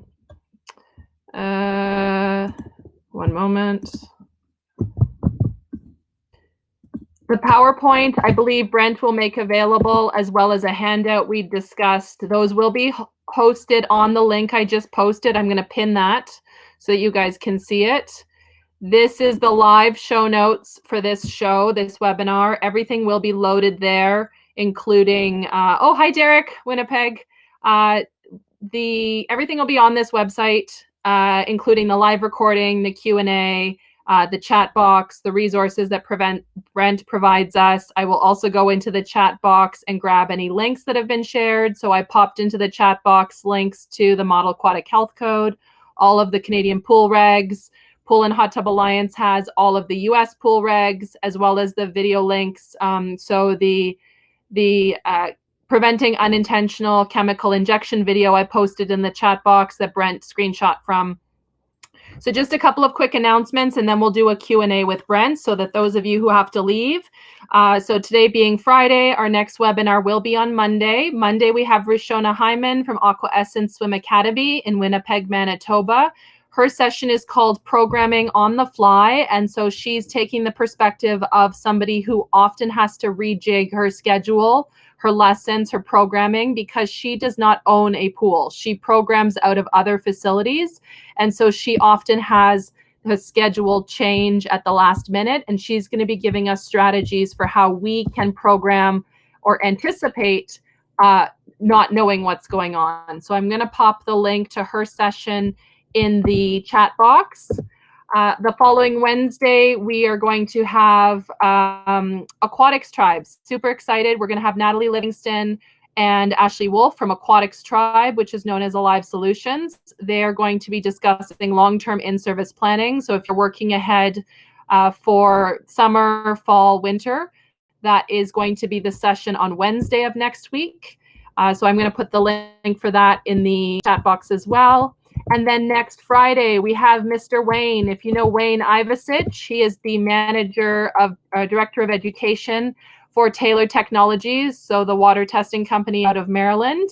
He will be talking about basically better water testing for our lifeguards and our staff, because often we let our lifeguards do our water tests and then there's water quality issues, and we think there's an issue and it's really bad testing. So he'll talk about interference, better testing techniques, really accessible. He loves doing theater. He is a great presenter. He does webinars all the time. So if you're interested in that, come out next week. All of the links, yeah, I'm seeing some woohoos. Wayne is an amazing presenter. He's so much fun. He's just a great person. I got to tour the factory in January, which was amazing. So let's cycle back to Brent. I know there's a lot of questions in the audience, a lot of questions in general. So when you do your question, if you wouldn't mind, in your chat box, there is a little question mark that you can hit that helps us make sure that we see it. And some of those questions I can bring onto the main screen.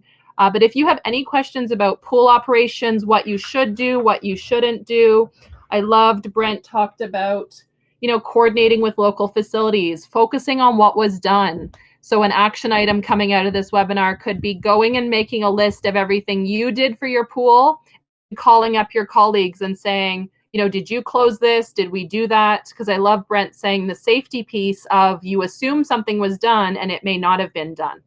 Okay. So questions, let's see some questions. Sorry, I'm just going to scroll. Sorry, I'm just scrolling up.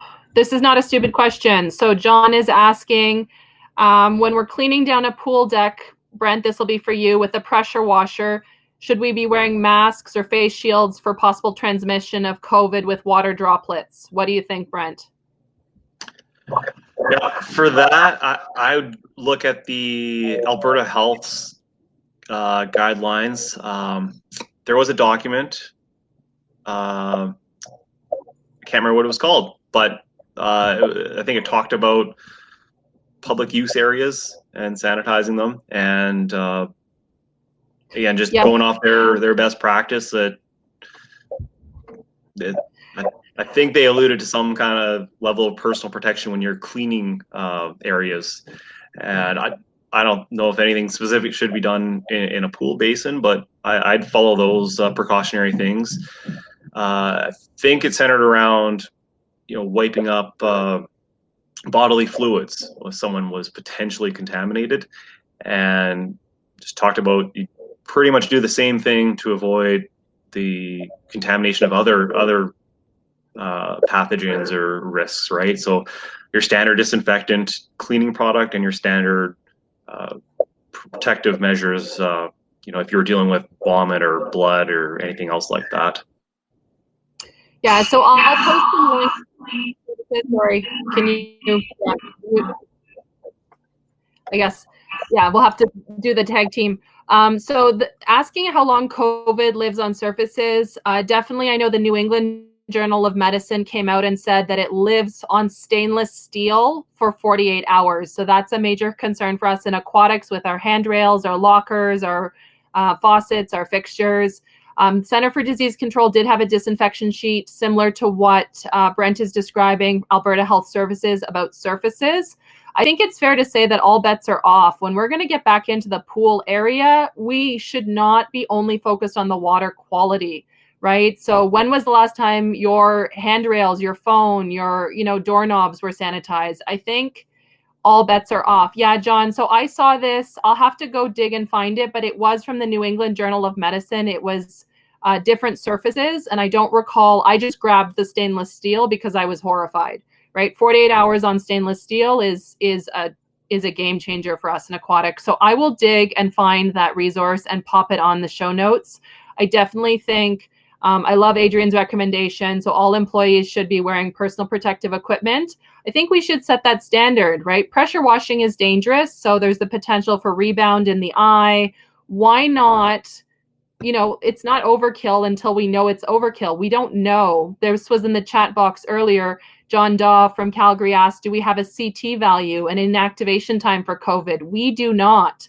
The CDC said it's unlikely to spread in water, but it's important to know we don't know the inactivation time, right? So it's something to consider. There was another question.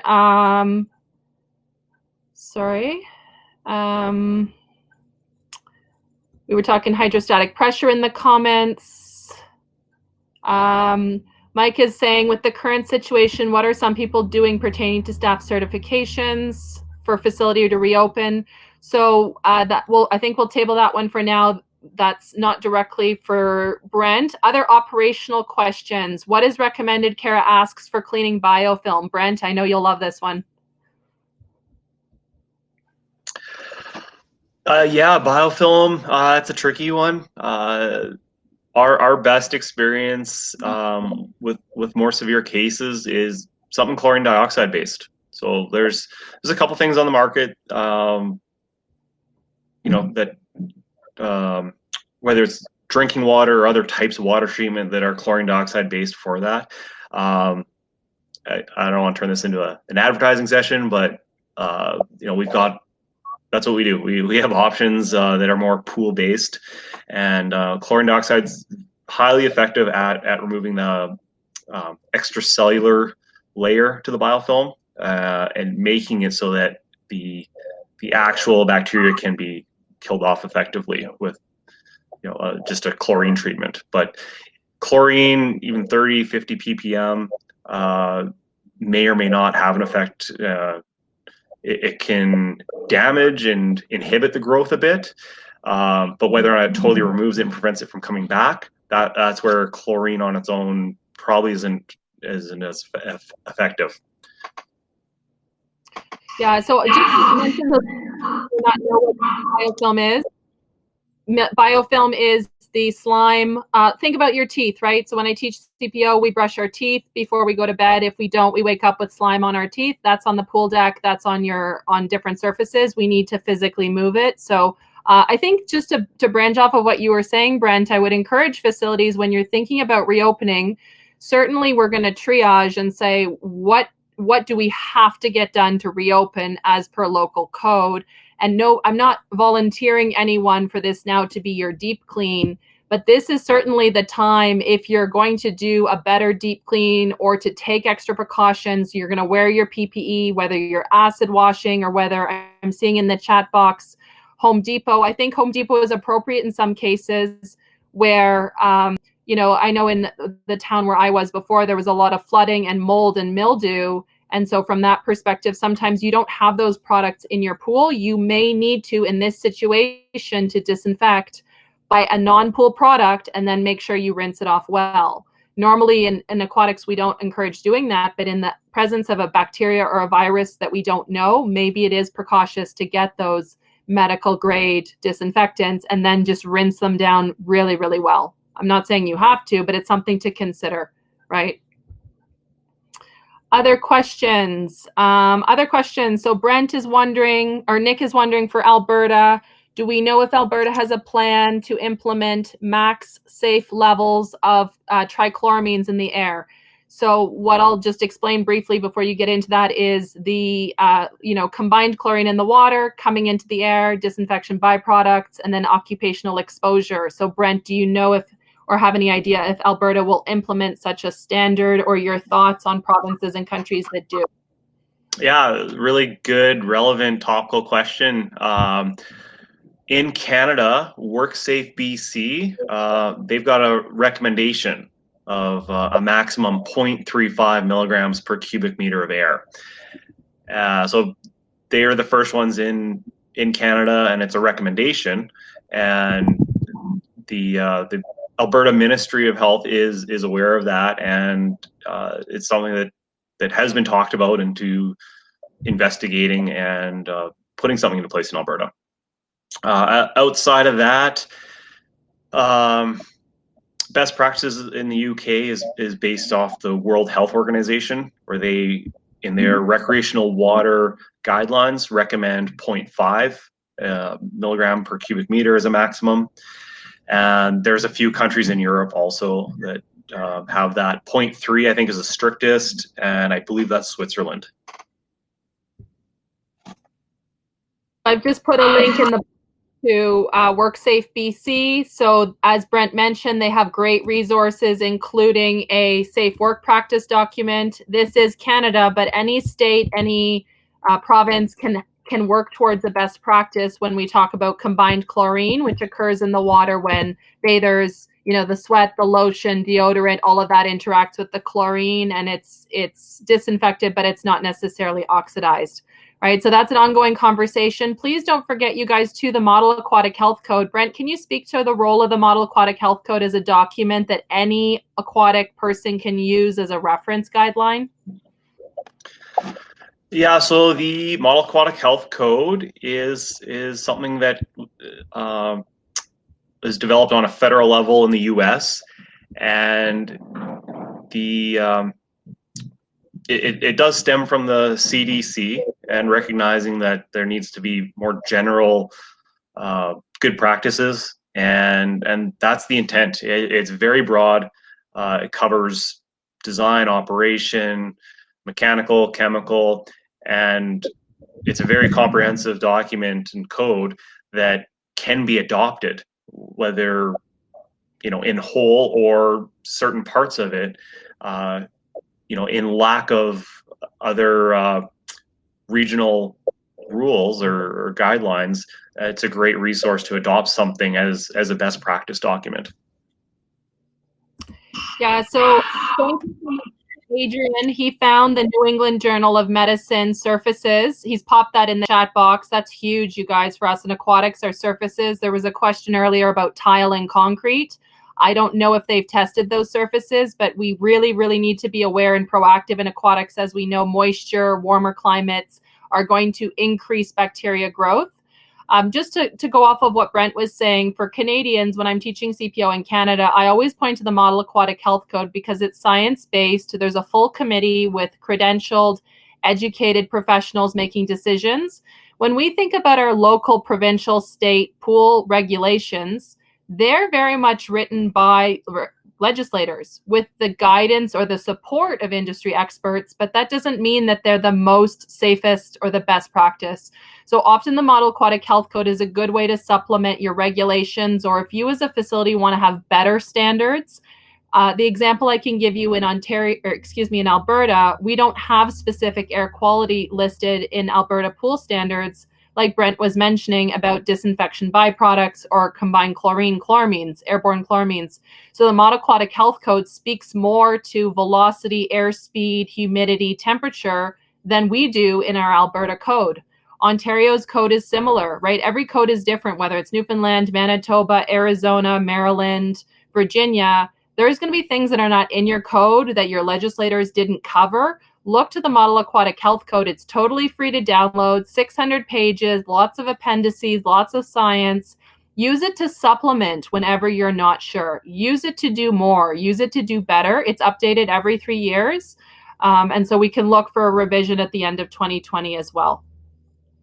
Other questions? Do we have some other questions for Brent in general about pool operations, COVID, emergency closures? What would you say, Brent, in talking with clients day to day this week, what are some of the fears that you're seeing just kind of on the ground anecdotally, or immediate challenges, like things that they did wrong or wish they had done?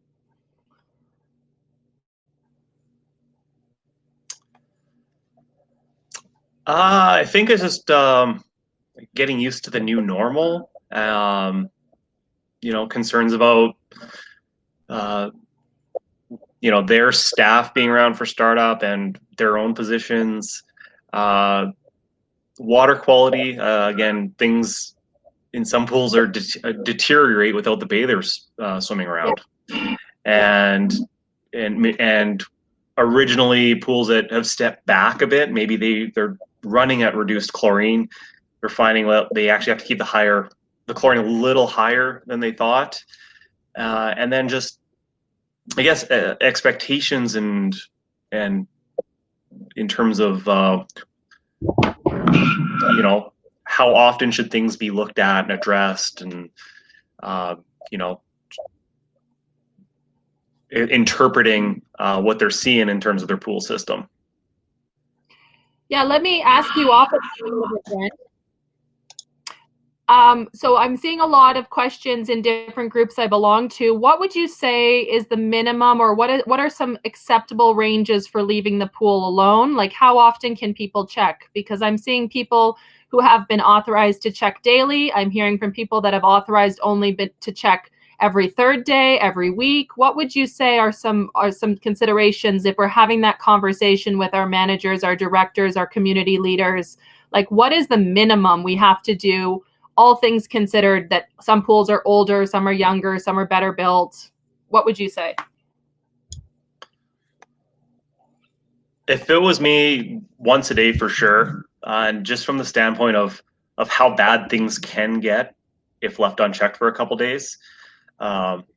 Things like leaks, and just out of control chemistry. If there's a chemical feed malfunction, if you catch it within 24 hours, it's a lot easier to handle than if it's gone 2 or 3 days malfunctioning. And leaks too. It just, to catch something within 24 hours, I think would be worth the investment of having someone check and make sure everything is functional and there's no issues.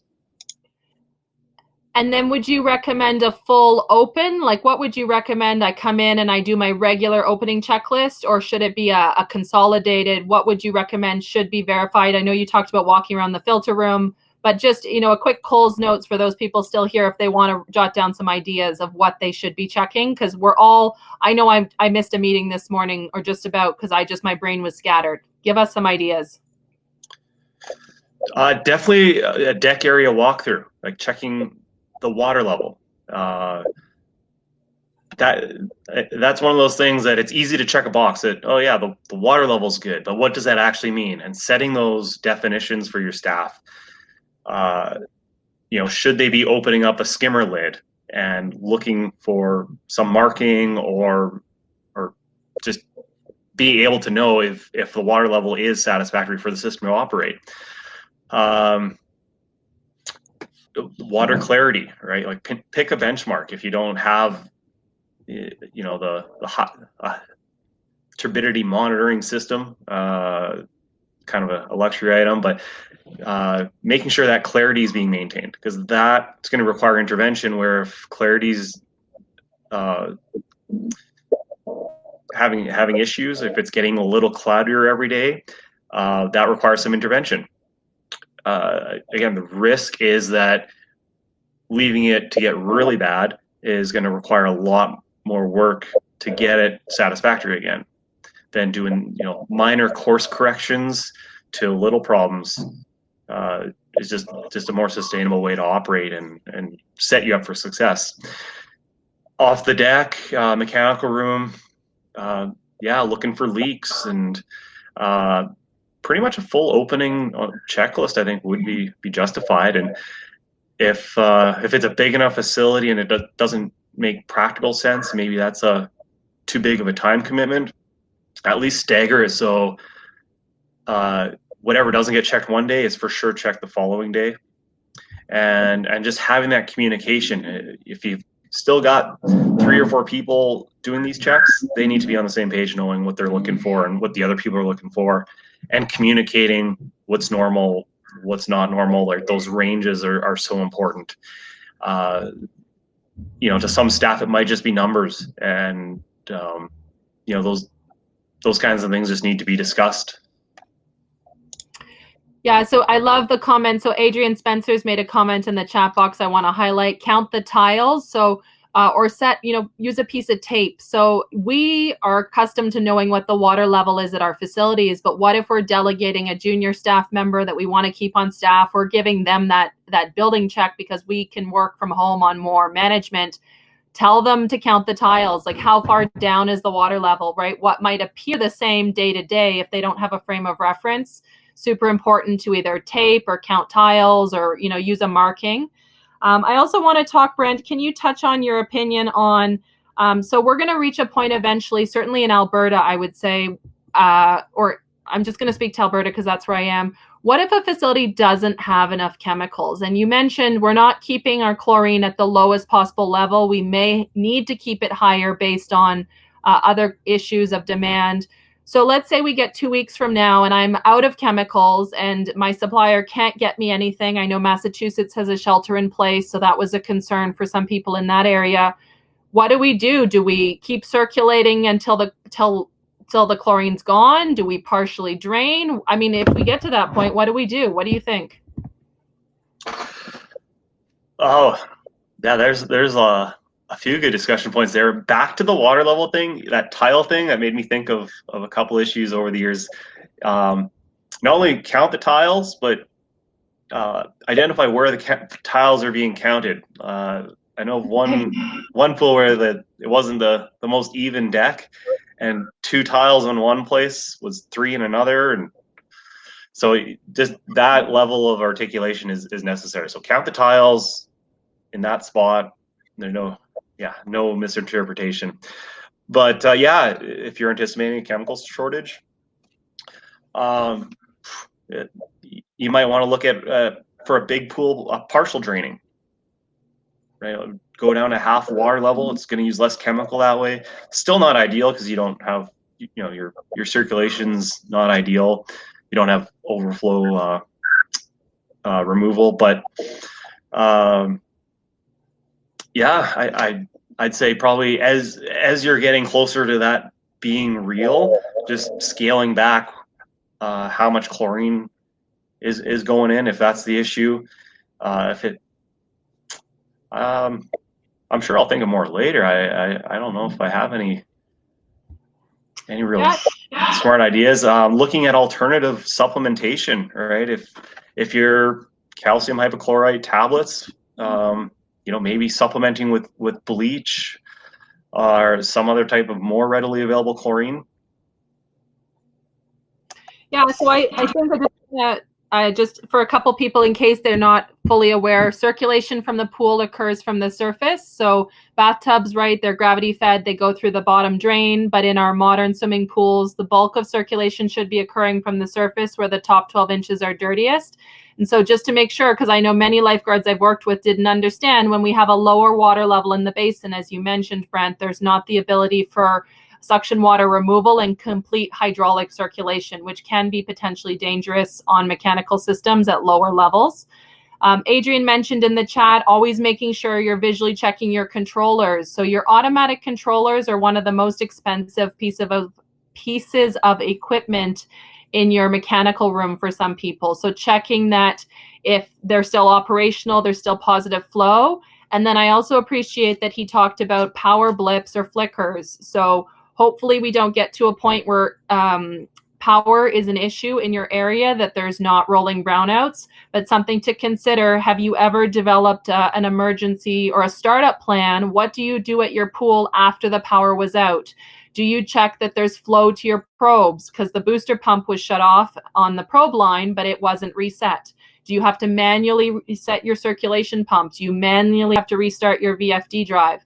Right? What does that look like? So if you're sitting at home trying to remember what you did when you closed the pool, also think about the pool kind of as an asset in total, right? There's the basin, there's the mechanical room, there's the plumbing. The same way, Brent, I love that you mentioned the whole building. So there's the decks, Marcity's mentioning in the chat, change rooms, right? Flushing toilets, checking showers. I mean, you could have a shower fixture blow and it could be going for 3 days if you don't check the change rooms, right? So Katie, so Jeff's also putting something in the chat box. We'll add it to our links, but that's also, Jeff, we're going to have Brent's done an updated one as well. So we'll include that on our website. So yes, John is mentioning in the chat, off of my point, making sure lifeguards understand that lower water levels don't circulate, right? Because it can't go up and over, or it can't be skimmed off. Other questions for Brent, or I think maybe we lost him. Other questions in general for me or Brent? Oh, Brent's still here. Got a couple people typing. If you have questions, please feel free to shoot them in the box. If you want to follow up with me or anybody else, if Brent is okay, we'll pop Brent's email in the chat. The show notes will be live later today or tomorrow, depending on my internet downloading. We've got webinars next week. If you need any further assistance, we're here to help. Brent and Adrian and Jeff, thank you so much. Last call for questions. I'll leave it for another minute.